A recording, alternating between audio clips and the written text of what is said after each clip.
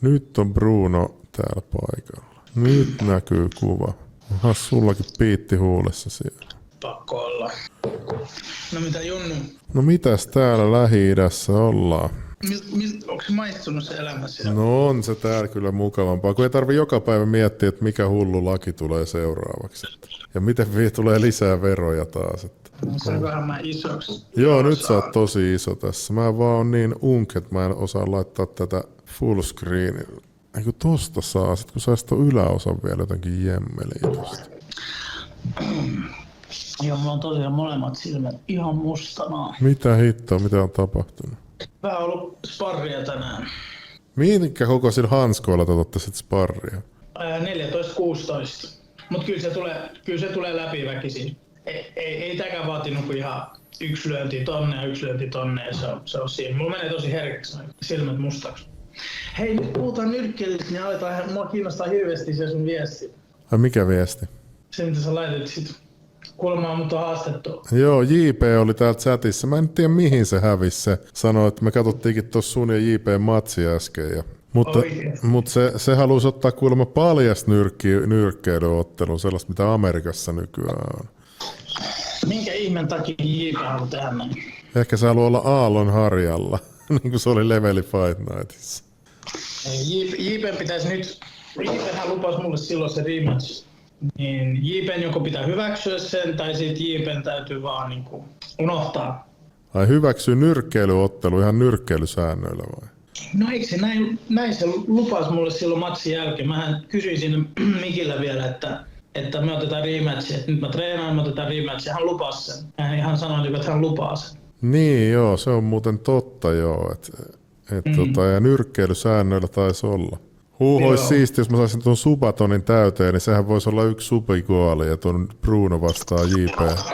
Nyrkkeilyottelu Lähi-idässä. Ui. Niin, mutta eikö teillä ole aika iso painoero nyt? Miten sä painat? Et sä otellut aika kevyenä? Ei ole Junnu mitään väliä, minkä painoisena JP tulee sinne. Paljon sun paino nyt on? Mä oon nyt varmaan 91. Joo, 91. Mä kävin tänään uimahallin. Mä olin uimassa tänään. Niin mä kävin siinä vaalla, niin se näytti 91. Mihinköhän JP hävisi? Se nyt hävisi tuolta chatista. Ootas mä katon, saaks mä siihen yhteyttä tästä WhatsAppin kautta. JP on varmaan jotain 110, 115. Riippuu paljon kaljaa sun juonut. Se tuli tänne chattiin öyhöttää, oliko viime vai toisessa jaksossa, että se oli tapellut jossain baarissa tai jotain tällaista. Joo. Niin. Kyllähän se missään tykkää tuolla myllää. Miksei säästä kehää, kun siitä tienaa rahaakin sitten? No kun se varmaan nyt tietää sen, että jos se heittäisi nyrkkeilyhanskat, niin ei sit sen painosta ei olisi sille hirveästi hyöty. Mutta sitten totta kai se tietää, että jos me mennään paljon nyrkkiin, niin totta kai silloin kyllä sen ylipaino sitten, niin kyllä siinä olisi jo aika iso merkitys. Ootas mä koitan soittaa sille nyt. Mites sulla on treenit mennyt ja käyt sä miten usein nyt? Joka päivähän mä treenaan. Kyllä mulla on lepopäiviä, mutta joka päivä mä treenaan. Joka päivä, eikö tuu ylikuntoa? Ei, kun treenaan fiksusti. Jakaa niistä päiviä ja yhtenä päivänä tekee jotain, toisessa päivänä tekee toista. Ja sit kun sen tasapainon löytää, niin onhan mulla tosi kevyitä päiviä. On mulla päiviä, missä on pelkästään niin kuin lenkki ja vaikka vähän säkki pelkästään. Se on niin kuin tosi kevyttä. Mut sit on niitä päiviä, kun on aamutreenit ja sit on vielä iltatreenit, niin niitten kanssa sit vähän pelailen. Onko sulla mitään matsia nyt tiedossa vielä? No, mun piti aloittaa. Musta on mennä nyt amatöörikisoihin, mutta se nyt siirtyy maaliskuun todennäköisesti. Ja sit Ronin kanssa oli puhetta, että 1vs1 olisi. 1vs1. Milloin se seuraava? Onko se maaliskuussa sitten vai milloin? Huhtikuussa. Huhtikuussa. Kyllä. Ja siellä mulla olisi tarkoitus ottaa sitä Sellyä vastaan. Kukas se Selly? Otteliko se nyt viime 1vs1? Joo, se otteli viimeksi sitä Teppoa vastaan vissi. Siis se iso joku korispelaajatyyppi vai? Joo, juuri se. Että hän on nyt tosi itsevarma hänen pituudestaan, että se on liikaa mulle ja Niin se on varmaan sit seuraava show-matsi, mikä tulee multa, niin, tai tommonen somematsi. Säijähän on melkein 2 metrinen. Niin mä katsoin, että se aika isolta näytti ja se vaan dominoi sen äijän siinä viimeksi. Että... Mut sit taas se toinen äijä ei oo minä. Se on niinku ihan eri juttu. Mut liian pitkäkin voi olla, Junnu, sekin oot kamppailija jollain tavalla, niin se liian pitkäkin voi olla. Se on myöskin tosi huono juttu olla liian pitkä. Sitten jos on kaveri, joka osaa hyödyntää se ja mennä sinne kroppaan ja hakea niitä kroppapaikkoja, niin pitkä ihminen se on hankala heille. Sitten kun tullaan iholle, niin totta kai se on etu hänellä, mutta ei se ole mun mikään mahdottomuus. Niin, no sen näki hyvin tuossa Maga ja Forsbergin matsissa, kun Maga yleensä pitää etäisyyttä, ja sitten kun Forsberg vaan meni läpi koko ajan, niin sit se ei pärjännytkään silleen. Että... Sulla on niin pitkät kädet, sulla on tosi vaikea lähteä lyömään, niin jos kaveri on lähellä, niin se on vaikea pitkillä käsillä. Tulee lyhyt äijä, joka tulee kroppaan ja niin siinä katsotaan. Mutta joo, hänen kanssa pitäisi ottaa, että monihan on sanonut jo, että miksi otat tommosia hupiukkoja vastaan, mutta faktahan on se, että Sellyhän on vaan urheilija, että jos hän oikeasti haluaa, niin sehän on vissi SM-tason nyrkkeilijä, ei kun koripalloilija ollut joskus. Niin jos hän haluaisi, niin kyllä hän sai sitten se kuntoon silleen, että ei se mikään helppo matsi mulle tuolla missään nimessä, jos mä hänen kanssa otan.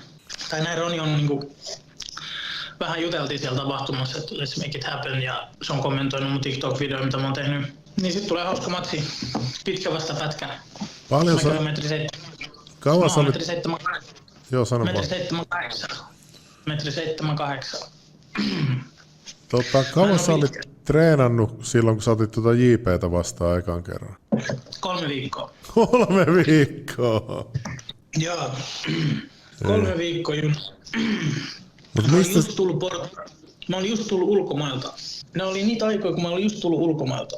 Mistä sä sait päähäs, että sä niinku otat tollasen matsin silloin? Mä näin sun story vaan ja sit en mä tiedä. Mä olin päättänyt jo, että mä menen urheilun pariin takas. Mä olin jo se päätös tehnyt. Mut mua ei kiinnostanut silloin kuntosali. Musta se on vähän semmonen, että se kuntosali, kyllä sun täytyy oikeesti tykätä siitä, että sä jaksat siellä käydä. Et muuten se on semmoista väkisin, tiedätkö? Joo, mä tiedän niin, kyllä joo. Mä en tykkää yhtään käydä kuntosalilla itse. Joo, ja siitä on muutenkin vähän tehty semmoinen buumi, että vähän niin kuin, että joo, että sun on pakko mennä saliin. Ei sun on pakko mennä kuntosaliin, jos sä oikeasti pidä siitä. Että on olemassa, niin kuin, mun mielestä se salaisuus on löytää itselle se urheilulaji, mistä sä nautit. Ei sen tarvitse olla kuntosali. Mut niin, anyway, sit mä näin sun story ja mä laitin sulle viestiä, että mä voin tulla. Ja sit se oli päähän pistos, mä en tiennyt mistään nyrkkeilystä, mistään kamppailulajista, mistään tommosesta. Ja kyllä mä uskallan jo itteni nykyään niinku kutsua kamppailijaksi. Kyllä mä niinku koen, että mulla on kamppailijan periaatteet aika lailla hallussa jo. Niille, jotka ei tiedä, niin mä valmennan myöskin ihan työkseen. Se oli erilaista silloin ja mä ymmärrän, että miksi JP ei halua ottaa mun kanssa matsia. Mäkään haluaisin ottaa mun kanssa matsia, jos mä olisin JP nyt. Missä sä treenasit sit silloin sen 3 viikkoa? Mä treenasin kisahallilla ystävän kanssa, kenellä ei ollut minkäännäköistä hajua nyrkkeilystä. Kato, silloin mä en tiennyt. Että hänellä ei oikeasti ollut mitään hajua. Joo, hänen kanssa mä olin ja 3 viikkoa siellä vedettiin pädeen ja kyllä mä nykyään kun mä katsoin niitä klippejä, mä tuossa 1 päivä selailin ja katsoin niitä klippejä, mitä mä jain storeihin ja tiedätkö, kaikista varjonyrkkeilyjutuista, niin kyllä mua hävettää nähdä ne klipit. Kyllä niinku hävettää oikeesti. Mä oon niinku, mut tiedätkö, se on se ego. Se on oikeastaan semmoinen asia, mitä mä aika paljon puhun nuortenkin kanssa, niin kuin, että se ego on se sun pahin vihollinen, tiedätkö, että mulla oli se, että mä heitin nyrkkeilyhanskat käteen ekan kerran elämässäni ja tiedätkö, mun ego otti valta, että mä olin heti jo mun päässäni, mä olin niin kuin, tiedätkö, paras ja näin, ja mä annoin mun egon puhua, ja no, sitten mä menin kehään, onneksi mä sain turpaa, se oli itse asiassa erittäin hyvä juttu, koska mä uskon, että se kun mä sain turpaa, ja se koko nöyrytys siinä, tiedätkö, se oli kaikki mulle uutta, niin se oli sitten se, joka sytytti musta se kipinä. Ja nyt mä oon 2 vuotta treenannut, tasan 2 vuotta treenannut nyt. Ja kyllä aito kamppailija, joka on oikeasti kamppailulajissa, niin kun mä sanon, että mä oon 2 vuotta vasta treenannut, niin harva uskoo sitä. Sitten on niitä huutelijoita, jotka vielä kenellä ei ole niinku minkäännäköistä hajua edes niinku kamppailulajeista. Mutta sanotaan, että nämä viimeiset 2 vuotta mulla on ollut niinku tosi isoja nimi niinku mun ympärillä ja valmentanut mua. Ja siksi mä uskon, että tämä mun 2 vuoden kehitys on ollut tosi suuri, mitä se on tällä hetkellä. Kyllähän mä sparraan tuolla ihmisten kanssa, kenellä on jo monta vuotta enemmän kuin mulla kokemusta. Ja kyllä mä niinku niiden perässä jo pysyn että kehitys on ollut suuri. Miksi sä pidät sitä niin kuin nöyryytyksenä, kun se on kuitenkin, vaatii suurta rohkeutta aina astua kehään, että huutelijat on erikseen. Miltä susta tuntui siinä päivänä, kun sä tulit JP:t vastaan, niin oliko sulla mitään jännitystä tai vai olit sä jo päättänyt, että sä voitat sen matsin vai mikä se oli sitten? Joo. No mä kerron. Mä palaan sulle tuohon nöyryyteen, että siis nykyään mua ei, niin jos mä nyt häviäisin, niin sit se on häviö, me opitaan siitä. Mutta silloin mulla ei ollut sitä kamppailua, mulle se oli nöyryytys. Sen hetkinen tilanne, mitä mulle kävi, mitä mun päässäni kävi silloin, se oli nöyryytys.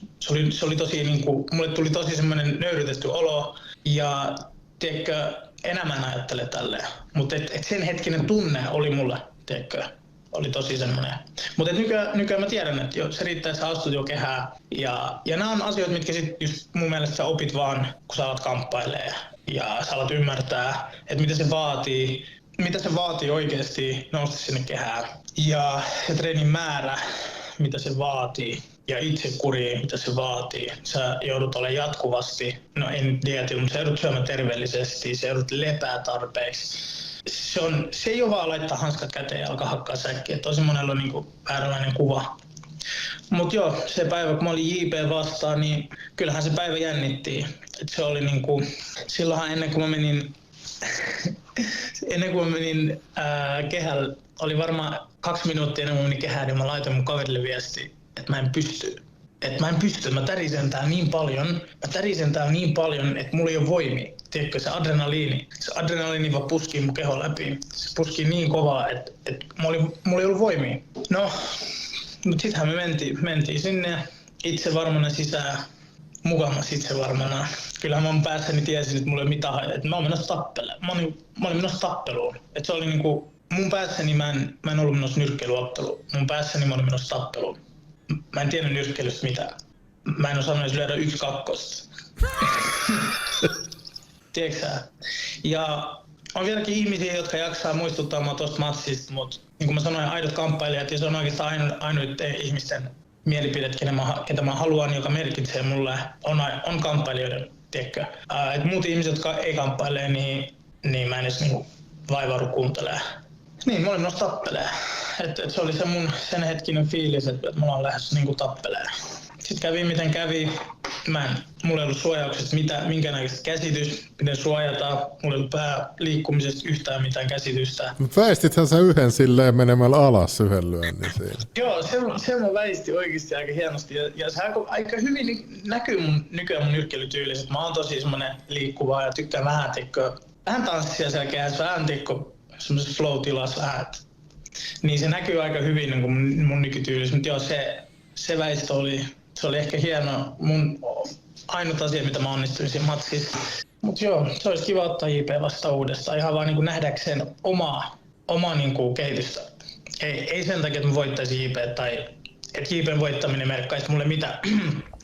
Se, että mä lähtisin ottelemaan ihmistä vastaan, joka ei kamppaile, joka ehkä käy kerran 6 lyömässä säkkiin, niin se ei ole mulle, mä en voita siinä mitään, että jos ihmiset luulee, että mä haen jotenkin helppoa voittoa ja tiedätkö tämmöistä, ei vaan ihan puhtaasti mä haluaisin nähdä omaa kehitystä. Se olisi siistiä niin nähdä 1 matsi ja sitten 2 vuotta treeniä, kova treeni ja sitten olisi kiva nähdä se matsi. Mutta joo, JP voittaminen ei olisi mulle mikään semmoinen saavutus elämässä, niin kuin mitä mä ehkä nyt tarvin tai haluaisin. Mutta miten sitten miten sen jälkeen sitten, mua on aina kiinnostanut tää Loretas tavallaan, että miten sen jälkeen sitten, kun sulla oli se matsi, miten sä päädyit sitten treenaamaan oikealle salille ja tuntuiko susta nololta mennä niin kuin salille ja miten sä niin kuin löysit sen oikean salin? No siis, niin kuin mä sanoin, se oli mulle tosi kova nöyrytys silloin siinä aikana. Ja ehkä jopa sanotaan, että ihan tässä 2 vuoden sisällä, kun mä oon nyrkkeillyt, niin mä oon ihan ihmisenäkin, tiedän, että mä oon ihmisenäkin kasvanut tosi paljon siitä, mitä mä olin silloin. Niin sen hetkinen fiilis oli tosi nöyryttävää, koska mä en ymmärtänyt sitä silloin, että mä oon jo voittanut, kun mä menin kehään, vaan mä koen sitä. Se oli tosi noloa mulle silloin. Mä muistan, mä en avannut varmaan 2 tai 3 päivää mitään viestejä. Oikeesti? Joo, koska mä olin huudellut niin paljon somessa. Ja mä olin huudellut niin paljon somessa, esimerkiksi jos moni on nähnyt nyt sitä mun ja Eliaksen vanha matsia, niin enää mä oon huudellut yhtään mitään somessa. Vähän pientä mainostus oli, mutta mun ja JPL se oli, tiedätkö, mä loin itselleni semmosia turhia paineita periaatteessa. Että mä huutelin netissä, mä tein tän, ton.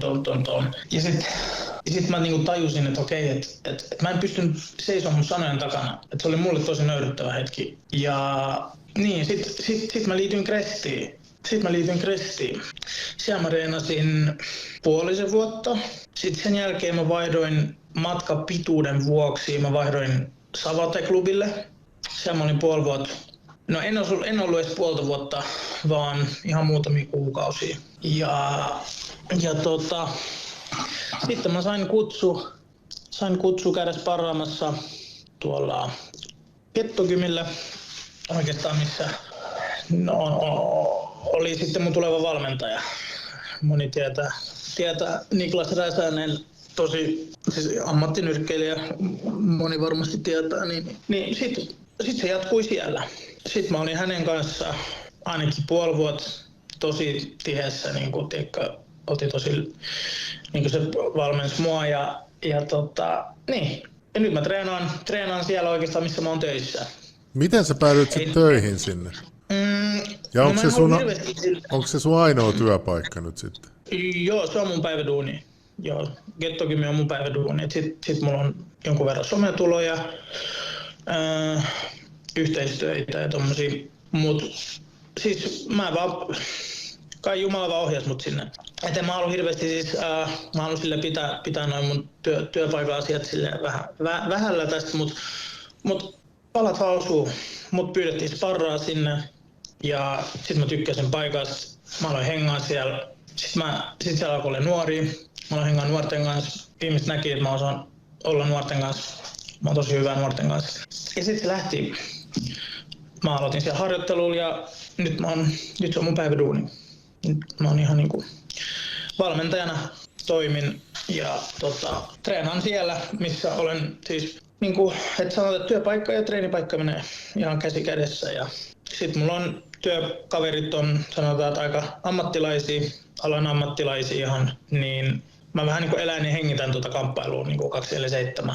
Et siitä asti kun mä menen töihin, siihen asti kun mä pääsen, niin on silläkin varmasti ollut nyt tosi iso merkitys tuohon mun kehitykseen.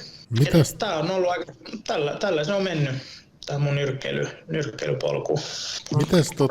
Miten sä sitten valmistauduit tuohon sun viime matsiin? Oliko se jotenkin intensiivisempää se ajanjakso? Oliko se enemmän sparria vai miten se oli sitten? Ja miten sä päädyit tuonne face-to-face eventtiin ottelemaan? Mä muistan, että face-to-face oli just alkanut julkaista niitä matseja. Ja sitten mä vaan halusin matsaa. Mä tiesin toki, että nyt mä oon 2 vuotta treenannut, mä oon 2 vuotta sparrannut. Pitää muistaa se, että mä oon 2 vuotta treenannut, niin vaikka mä en oo käynyt ottelemassa, niin mulla on ollut kovia sparreja. Mä sparraan tosi paljon, niin se ei mä tiesin, että se ei oo siitä kiinni, että okei, että mulla ei vaikka ole salikisoja alla. Se ei mä tiesin, että mä oon valmis. Niin sit, mä en muista miten se meni, mutta mä yksi päivän siellä oli IG ja mä näin joku Eliaksen juttu tuli vastaan ja sit mä vaan laitoin sille viestiä, että pitäisikö meidän otella.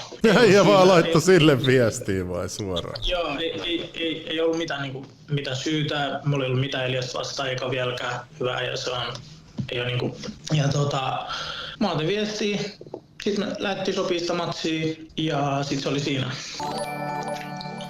valmistautuminen se vei multa paljon, se vei multa tosi paljon.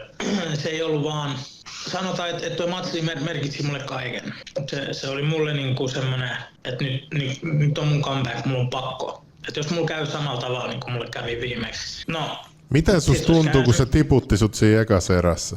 Vai tiputtiko se osuuko se johonkin? Joo, tästä on tosi paljon vääntöä netistä, että tiputtiiko se vai ei. Ja siellä paikan päälläkin ihmiset, jotka oli vaan tosi lähellä, niin huomasi sen.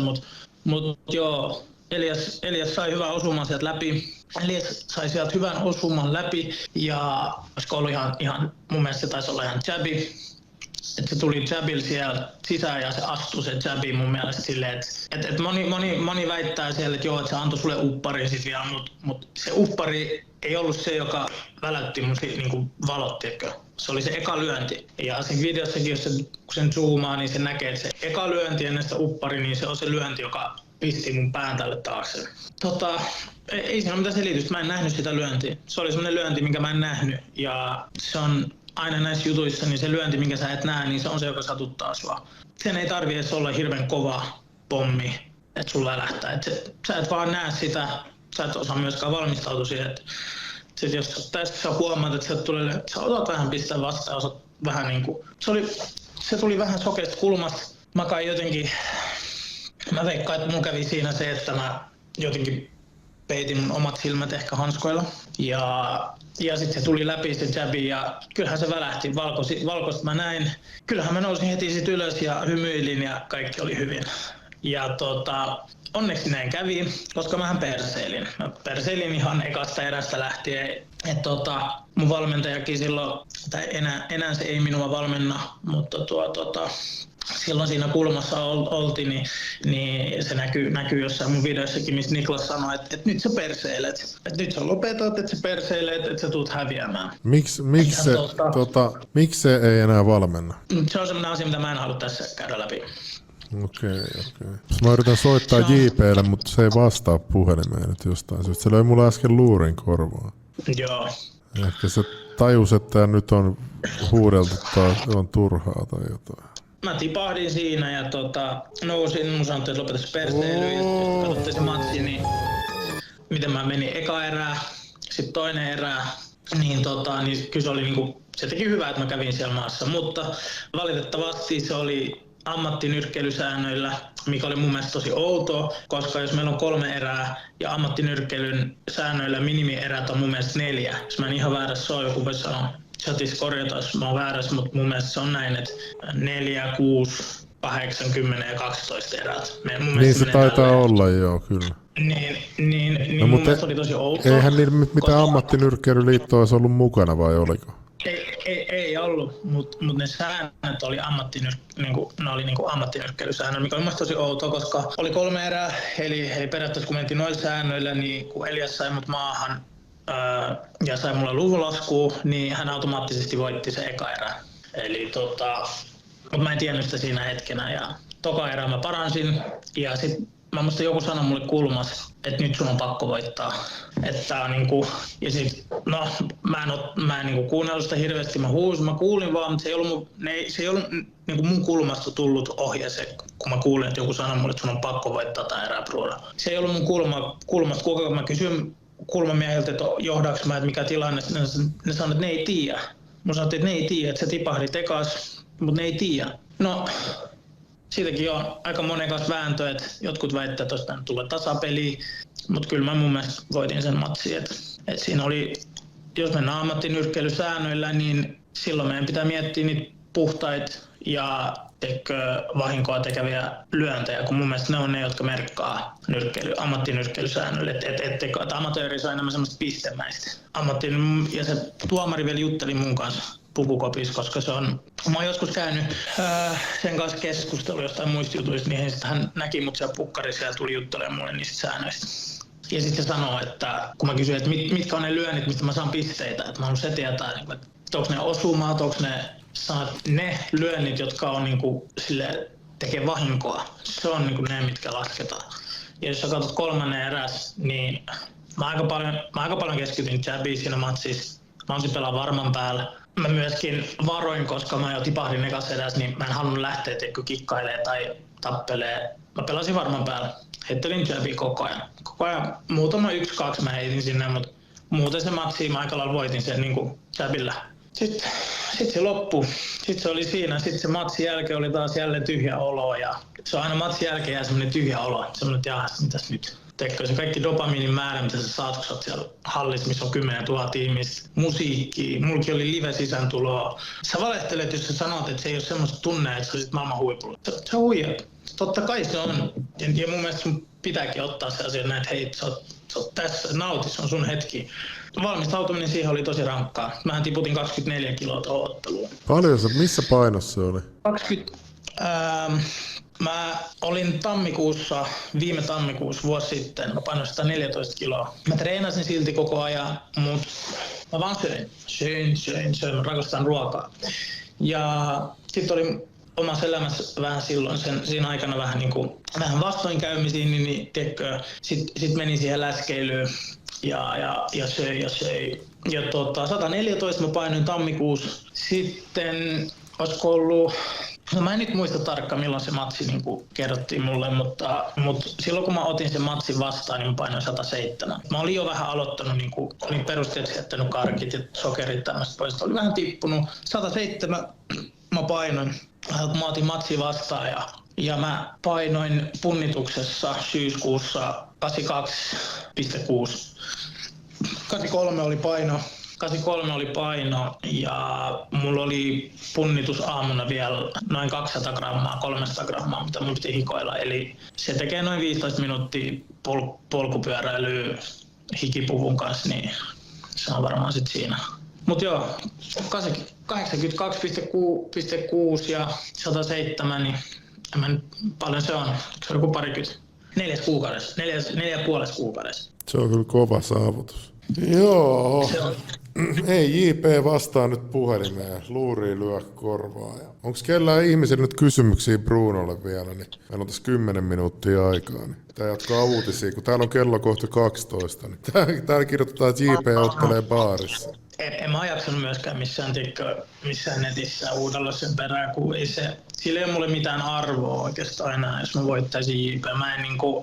Mä en kokisi sitä voittona. Mä en joutuisi tehdä mitään töitä tai äijän kanssa, ymmärrät se Junnu. Se loppuisi ekassa erässä JPn kanssa nyt. Mutta tällä kertaa sä voittaisit.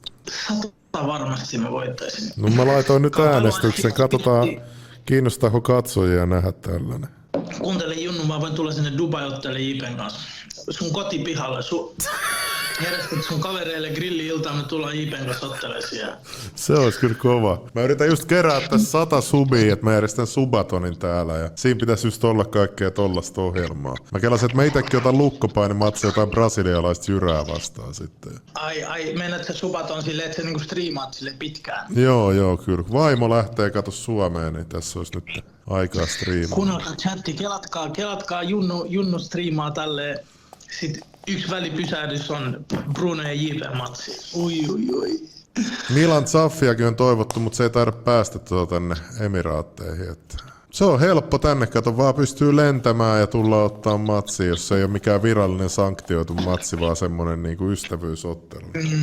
Täällä sanotaan, että ei tiedä pääseekö Brunokaan. Onko sulla jotain etsintäkuulutuksia sitten täällä päin vai mikä? Ei ole mitään. Mä oon vapaa liikkumaan ihan mihin vaan te haluatte. Passi mun pitää hommaa, mulla ei ole passia. Mä kadotin mun passia 18-vuotiaana ja mä oon matkustellut Euroopan sisään, niin mä oon tarvinnut passia. Millä sä sit Suomeen tulit? Siis passilla totta kai, mutta mä kadotin kato, mulla ei ole Suomen kansalaisuutta. Joo. Mulla oli mun passi, totta kai niin kaikilla ihmisillä on passi, mulla oli Portugalin passi. Sitten se katosi ja mä en ole vaan vaivautunut tekemään uutta, kun en mä ole tarvinnut passia. Mutta sitten jos mä lennän Euroopan ulkopuolelle, sit mun pitää hakea passia. Mutta sitten se pitää hakea, sano nyt, Portugalin konsulaatista. Totta, siinähän menee vähän aikaa säätää se sitten. Mutta kun mä oon lentänyt vaan Euroopan sisällä, niin mä pystyn Portugalin henkilökortilla lentämään. Kyllä täällä suurin osa oli sitä mieltä, että ne haluaisi nähdä ton matsin. Täällä vitsaillaan siitä, että hävisikö sun passi rajalla niin kuin maahanmuuttajilla, että ilmoitit itse 17 vuotta. Ei. Mä oon syntynyt Portugalissa, eli Mun ei ikinä, mä oon kuule kävellyt Suomeen ihan ilman mitään hakemuksia ja tommosia. Niin. Miten sä sitten päätit tulla Suomeen? Ja miten sä puhut noin hyvää suomea, jos sä oot syntynyt Portugalissa? Joo, mä olin 8, kun mä muutin. Ja mun isällä oli suomalainen, se oli ollut monta vuotta ihan naisen kanssa Portugalissa, joka asui Portugalissa. Se oli suomalainen. Sitten se meni jotenkin silleen, että se naisen, sillä oli semmoinen tauluyritys, se myi tauluja ja tälle. Ja sitten se jotenkin meni huonosti ja sitten ne sitten yhdessä päättyy siihen, että se haluaa muuttaa Suomeen. Ja silloin mä asuin mun äidin kanssa, mä en edes asunut mun isän kanssa. Niin, no, mulla ei ollut mikään sanotaan helpoin lapsuus, se oli aika helppo päätös, että kenen kanssa mä lähden matkaan. Ja sitten mä lähdin vaan Fajan kanssa ja sitten mä jäin tänne asuun. Kävin koulut täällä ja en mä ota mihinkään lähes. Täällä kysytään, että osaatko puhua espanjaa? Mä osaan puhua espanjaa, portugalia, suomea ja englantia. Bruno on nyt chatissa, kun toi JP, koitetaan soittaa sille vielä. Habla español, sí, hablo español. Mun isällä oli sit Suomessa, kun se erosi sen suomalaisesta vaimosta, niin mun iskä löysi espanjalaisen naisen ja se oli sen kanssa 10 vuotta. Niin, se on kans yksi syy, miksi mä puhun espanjaa. Mutta Espanja ja Portugali on tosi lähekkäin, niissä ei hirveästi eroa ole. Ei JP vastaa nyt kyllä puhelimeen. Sä huutelit chatissa, että Jyväskylässä paljasnyrkkitaistelu. JP, jos sä kuulet tän, lopeta jo. Katsotaan se pätkä siitä Leveli Fight Night 4. Eikö siinä lupaa sulle rematchin? Katsotaan tuosta. Joo, mutta mä en ole ihan varma sanoinko mä mikkiin se. Mun mielestä se on siinä, kun me ollaan niinku jutellaan, niin siinä heti sä näet. Laitapa pyöriä se. Ootas, mä laitan sut sen näkyviin tohon ruudulle, kun nyt se on jemmassa. Sä oot nyt ees. Oota, mä laitan vitsi, tää on vittun nolo. Mä oon anteeksi kielen. Sä teet Junnu mun. Mä kelasin sä laitat. Kaikuta.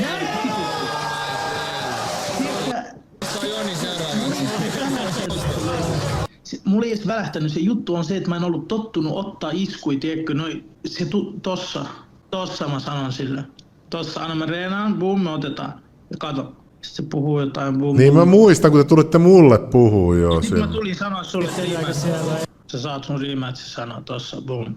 Mut mä en oo kertaakaan huudellut missään netissä. Mä oon ehkä yksi story laittanut tai 2 vuoden aikana, että JP olisiko se rematch. Taisin ehkä kerran laittaa hänelle yksityisviestinä, että otetaanko niinku, mä muistan missä tapahtumassa myös ottaa. Kyllä noita tapahtumia on, ei se niinku, siitä se ei jää kiinni. Ja jos JP haluaa, niin mä oon valmis, mutta en mä ite jaksa nähdä vaivaa sen matsin takia. Ja niin kuin mä sanoin, se ei tuo mun nyrkkeilyuralle, mitä mä haluan rakentaa, että mulla on kumminkin, mä täytän huhtikuussa 30, niin mä voin amatööritasolla nyrkkeillä vielä 10 vuotta. Niin kyllä mä haluan siitä jonkunlainen amatööriura itselleni luoda. Et kaikki proot ja kaikki tämmöiset maailman huipputaso, niin se on mun osalta unohdettu ja eikä niinku. Mitä? Kyllähän Mike Tysonkin otteli vielä yli 50-vuotiaana ja muitakin, Foreman vai kuka voitti maailmanmestaruudet ja kaikki. Mä en tiedä, haluanko mä ottaa päähän niin pitkä osumi. Kyllä mä oon nähnyt, sanotaan, että kyllä mulle riittää 10 vuotta päähän. Niin kuin, vittu, joka kerta pari jälkeen mietitään frendien kanssa, että ei vittu, että ei ole niin kuin, ihan maailman niin kuin fiksuimmasta lajista niin kuin päätetty. Kyllä siinä 10 vuoden aikana alkaa tulla jos sen verran pommeja päähän ja mäkään en ole mikään kevytäjä, niin kyllä mun suunnitelma on, että nyt mulla on 2 vuotta alla, mä nyrkkeilen 40-vuotiaaseen asti, niin mulla on sit siinä vaiheessa jo varmaan 12 vuotta kokemusta, niin sitten mahdollisesti silloin siirryn sivuun, avaan jonkun oman salin, hyödynnän mun somevoimaa ehkä, jos silloin on vielä some, jos mä en tiedä mitä silloin vielä tapahtuu, mutta että tää olisi niinku mun nyrkkeilyn suhteen mun suunnitelma. Yhden SM-voiton mä haluan. Se on niinku mun tavoite. Että SM mä tuun voittamaan joku päivä vielä. En tiedä, onko se nyt 3 vuoden päästä, onko se 1 vuoden päästä. onko se 7 vuoden päästä. Mutta yhden SM mä haluan itselleni. Samuel Rintalakin kuulemma haastui, se joku sanoi aikaisemmin tuossa. Joo, siis Samuel Rintala on meidän on pitänyt monesti ottaa Samuelin kanssa. Mehän piti ottaa Samuelin kanssa silloin levelissä. Ja silloin jo jengi puhui, että joo, että mä pakitin sit matsista ja niin poispäin. Ja se ei ole niinku se totuus, että mun laturi. Se totuus on se, että mullahan meni silloin sparreissa kylkiluu. Ja siinä ihmiset otti silloin kusetuksena, koska silloin mä aluksi luulen, että se on murtunut. Ja mitä mä niinku ihmisiltä kysyin, niin se kuulostaa siltä, että se olisi murtunut. Mutta sitten kun mä kävin kuvauksissa, niin siellä ei näkynyt mitään murtumaluissa. Niin se oli todennäköisesti joku, kylkiluissa on paljon lihaksia, tai lihasta kiinni, tiedätkö, niin se on todennäköisesti revennyt joku. Ja silloin mä jouduin perustematsiin. Sehän meidän pitää ottaa seuraavassa levelissä. Sen jälkeen meidän piti ottaa, tarkoitus olisi ollut ottaa tuossa face to face, mutta sitten sekin meni nurin. Jees. No niin, onko meillä vielä jotain tässä? Niin mun Petteri, onko toi JP, joka kommentoi? Ei urheilumatsia, vaan Bernacle-matsi, onko Bruno valmis? Onko toi JP? On se vissiin, joo, mutta ei puhelimeen vastaan, mä olisin halunnut se.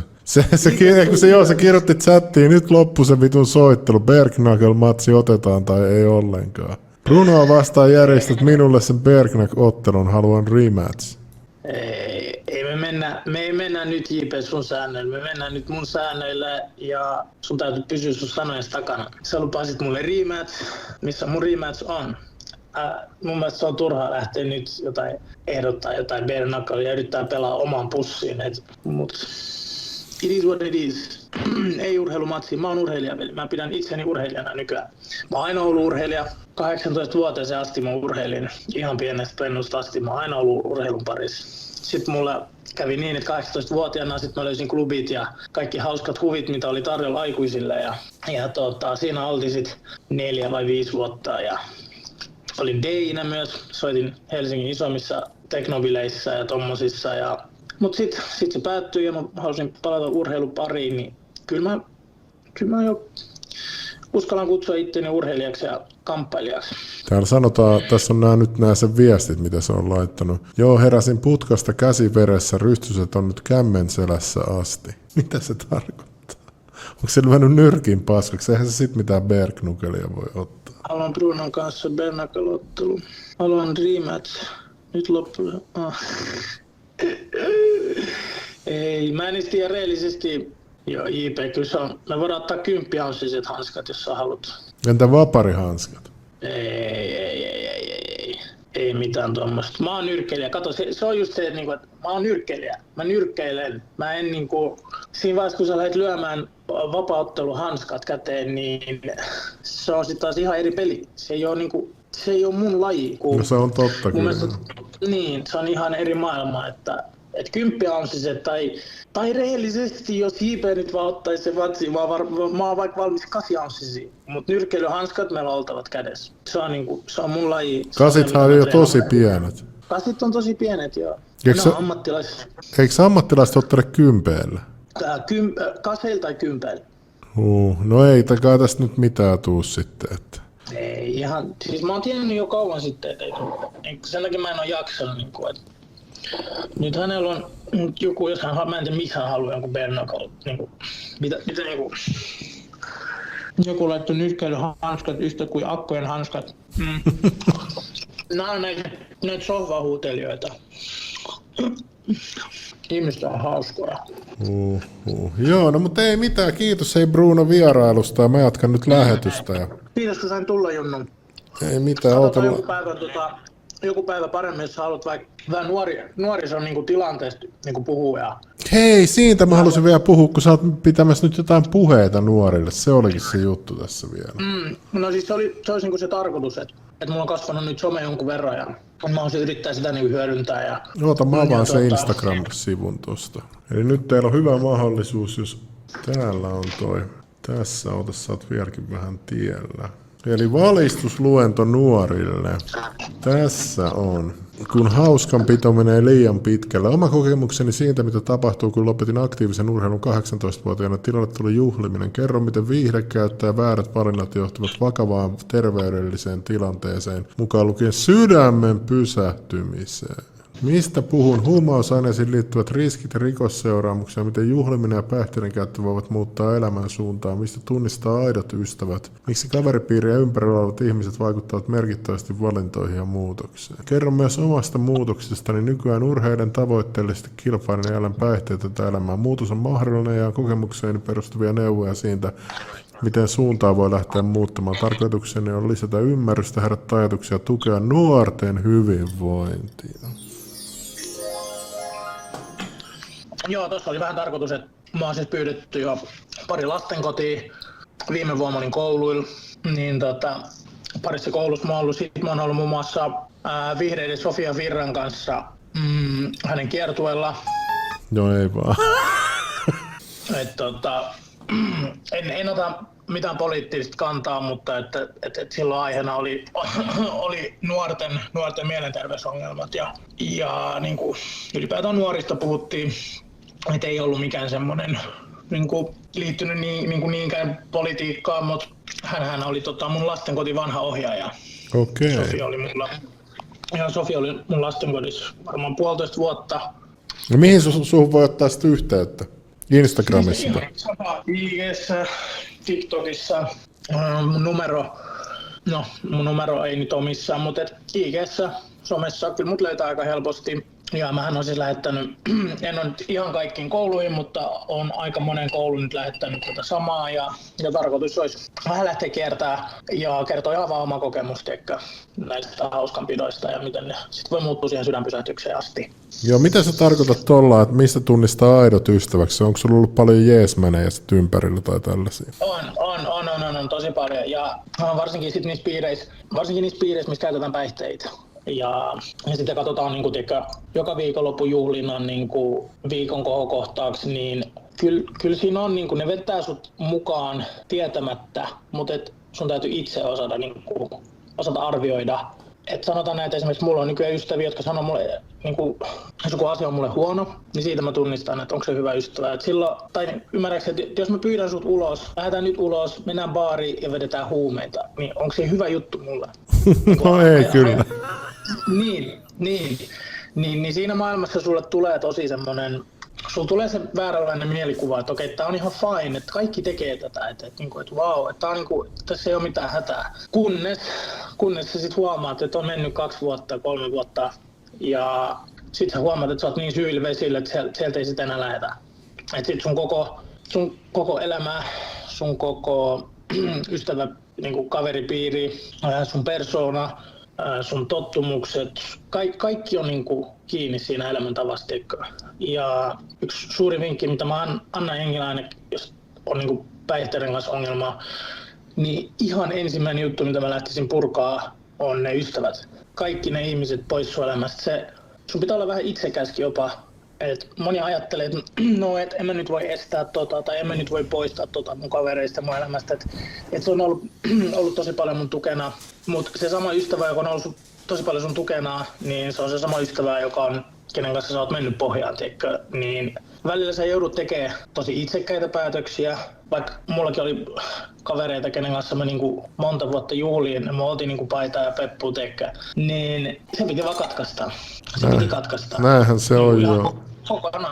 Kokonaan, koska jos sulla on ongelma alkoholin kanssa tai päihteiden kanssa, oikeasti ongelma, niin se, että sä käyt moikkaa sun kaveriin ja joku siinä ympärillä tekee niitä asioita, minkä kanssa sulla on ongelmaa, niin sä voit olla ihan varma, että se tuikin pääsee sit pois, että se pystyy.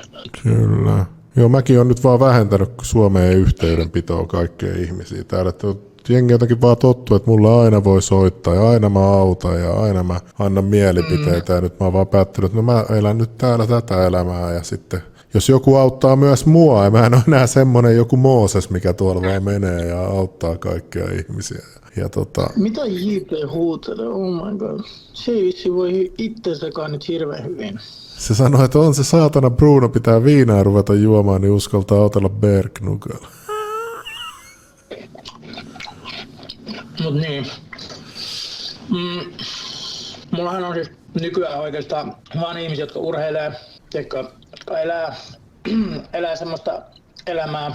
Sanotaan, että jos mä haluan niin mennä jotain tiettyä tavoitteen kohta, esimerkiksi antaa vaikka nyrkkeilyn esimerkkinä, niin totta kai mä haluan ihmisiä, kenellä on samanlaisia tavoitteita kuin mulla. Mut sit, jos ystävät on semmoiset, että niiden tavoitteet on joka perjantai kun tulee, niin mennään bilettään, niin ei se toimi tolleen. Kyllä, no mutta ei mitään. Sano vaan jo vielä loppuun. Ei, kun siis joku vaan laittoi tuohon, että ei varmaan se ole aito JP-chatissa. No se voi olla joo. Kun ei vastannut puhelimeen, ehkä se oikein JP on nukkumassa sitten. Sekin voi olla. Jees, ehkä silloin töitä huomenna. Mut joo, ei mitään. Hei, kiitos vierailusta ja me seurataan täällä innolla, että mikä matsi tulee seuraavaksi. Onko se sitten face to face on nyt kuollut, siis mikä tää nyt on? Tää 1v1. Se on varmaan se 1v1, että ei olla siis lyöty vielä mitään niinku sopimuksia tai mitään, niin sen takia mäkin uskallan puhua, mutta ei jäi vähän niin kuin puheen tasolla. Se oli siinä tapahtumassa ja Roni käveli mun ohi ja Selly oli just voittanut sen vastustaja ja mä en tykännyt yhtään. Täällä kysytään, että saako sä palkan face to faceista? Mulla oli erilainen diili mun face to face ottelupalkkiosta, mutta sanotaan näin, että kaikki hoituu mun osalta. Ja niin, mun piti sitä sanoa, että Roni käveli siitä 1v1 tapahtumassa, kun se oli myös kehä antaa se pokaali sille Sellylle, niin mä sanoin Ronille, että mä haluan toi äijä. Sitten Roni katsoi ai Sellys, mä sanoin joo, että anna mulle toi äijä. Sitten Roni meni kehään ja sitten se kuiskasi Sellylle, että näet sitä äijä tossa, saa aloittaa sun kanssa ensimmäisessä tapahtumassa. Selly ties kuka mä oon, mutta se ei ollut ihan täysin varma niin millainen nyrkkeli mä oon, niin se ei siinä tilanteessa sanonut mitään. Meni puoli tuntia, niin Selly tuli sanoa mulle, että joo, että otetaan vaan. Ja hän oli puhunut coachien kanssa, en tiedä. He oli sitten varmaan tullut jonkin loppukäsitykseen, että kyllä Bruno on mahdollinen voittaja ja kyllähän mä oon, en mä oon mikään tikö. Nyrkkeilyssä on aina 50-50, mitä vaan voi käydä. Niin sitten hän sanoi, että otetaan ja sitten se jäi vähän niin kuin puheen tasolle. Me sovittiin painoluokkakin, mä sanoin sille, että 90, mutta se ei puheen tasolle ja ehkä mun on itse asiassa pitänyt jo soittaa Ronille tuosta, mutta se on vähän jäänyt. Jees, no mutta ei, joo, pistäkää Brunolle viesti, jos haluatte kouluun sen luennoimaan ja muutenkin, jos teillä on yhteistyöideoita sun muuta, niin kyllä. Minä jatkan lähetystä täällä sitten. Ei mitään Junno, kiitos kun sain tulla ja kiitos, palataan. Yes. Moi. Moi. No niin, kiitos Brunolle. Ja no ei nyt saatu sitten tänne JP vastaan Bruno Subaton ottelua, että ehkä toi oli feikki JP.